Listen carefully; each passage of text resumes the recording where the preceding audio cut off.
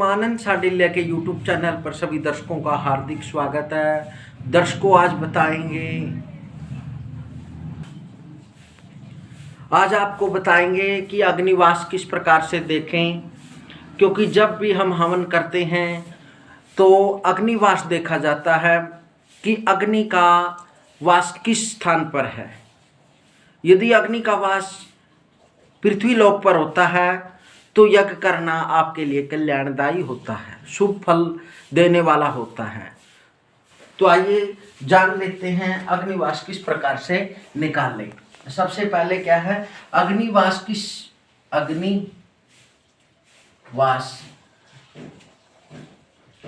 किस प्रकार जाने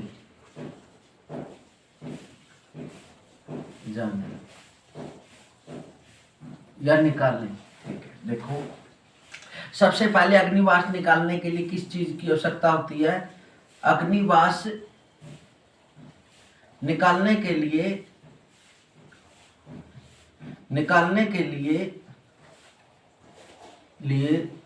तिथियों की आवश्यकता होती है। तिथियों की, किसकी? तिथियों की और वार की, और वारों की आवश्यकता होती है। आवश्यकता होती है देखो। और तिथि कितनी होती है? तिथि 30 होती है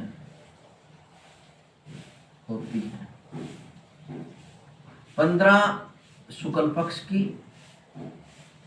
पक्ष की और 15 तिथियां हैं जो कृष्ण पक्ष की। 15 कृष्ण पक्ष की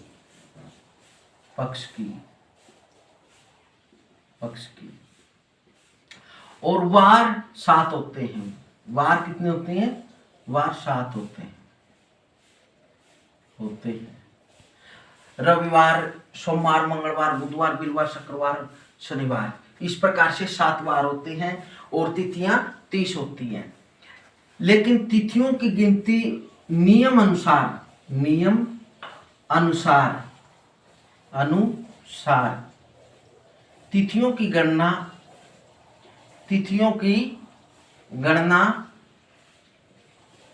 गणना शुक्ल पक्ष की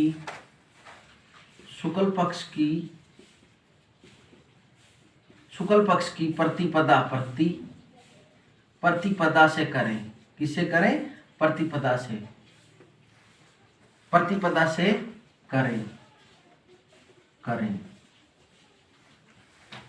और वारों की गणना रविवार से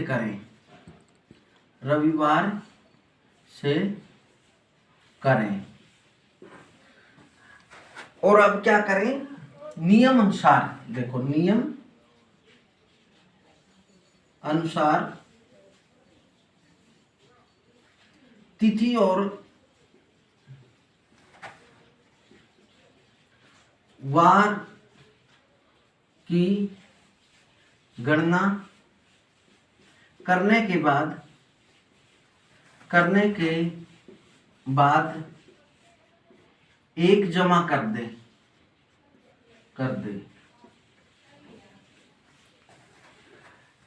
प्रतिपदा तिथि की गणना शुक्ल पक्ष की प्रतिपदा से कर फिर आप जिस वर्तमान में जिस दिन आप पावन कर रहे हैं उस तिथि तक गिने।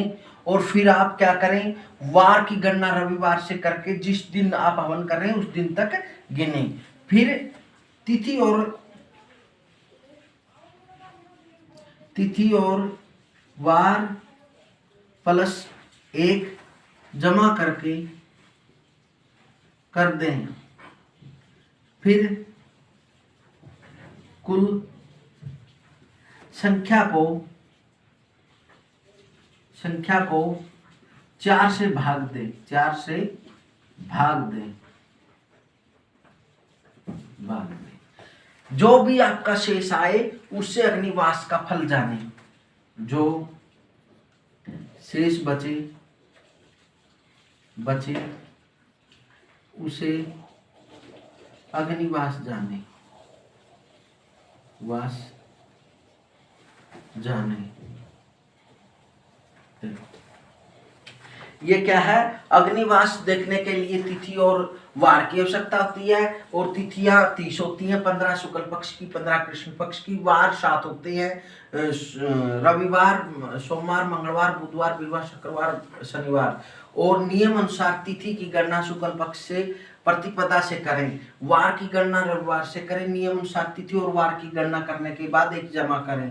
तिथि और वार प्लस 1 जमा कर देने पर फिर कुल संख्या को 4 से भाग दें। जो शेष बचे उसे अग्निवास जानना चाहिए। उसे क्या जानना है, अग्निवास जानना चाहिए। देखो आगे बताते हैं, आगे बताते हैं।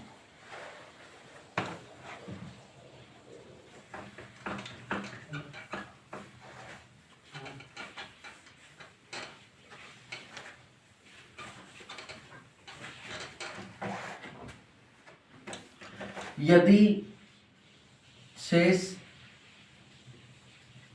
0 या 3 बचे तो हवन करना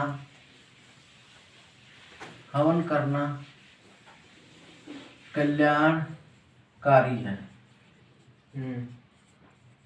होता है। यदि शेष 1 बचे, अग्निवास आकाश में होता है, आकाश में होता है। इस दिन देखो, इस दिन हवन करने से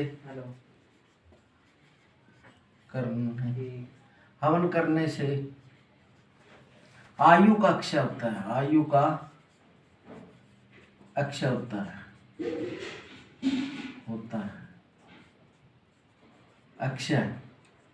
अक्षय होता है। यदि शेष 2 बचे, इस दिन अग्नि का वास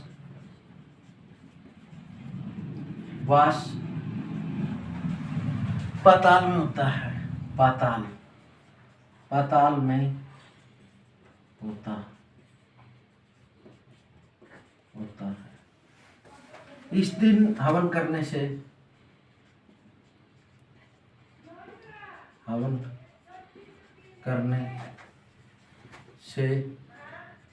धन का अक्षय होता है,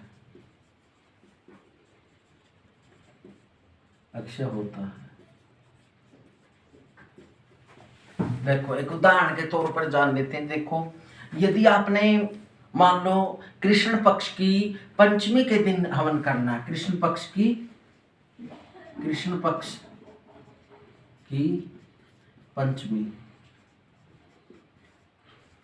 तो आप क्या करेंगे, और वार है उस दिन शुक्रवार, तो आप क्या करेंगे, शुक्ल पक्ष की प्रतिपदा से पूर्णिमा तक 15 दिन, और 5 कृष्ण पक्ष के, 15 और 5 20। अब क्या है, रविवार से शुक्रवार तक गिनेंगे, रविवार, सोमवार, मंगलवार, बुधवार, वीरवार, शुक्रवार प्लस 6, इनको जोड़ लेंगे, कितना आ गया 26। अब नियम अनुसार एक और जोड़े, नियम अनुसार एक जमा कर दे 27। अब कुल संख्या को 4 से भाग दें, कुल संख्या को 4 से भाग दें। देखो क्या है, 27 को 4 से भाग देंगे, 4 5 20, 4 चिका 24, 4 4 4 4 12 24 16, 4 5 20, 4 चिका 24, 4 28 ज्यादा हो गया, तो 4 छोके 24, 4 छिके 24, तो इसको कितना बच गया 3, तो 3 शेष बचता, 3 शेष बचा। इस दिन हवन करना आपके लिए कल्याणकारी होगा। यदि यहाँ पर 1 या 2 बचता है तो उस दिन अग्नि का वास पृथ्वी लोक पर नहीं होता, जिसके कारण हवन करने से आपको यदि 1 या 2 बची तो उस दिन क्या है, हवन करने से धन की हानि होती है, आयु का क्षय होता है, इसलिए उस दिन हवन ना करें।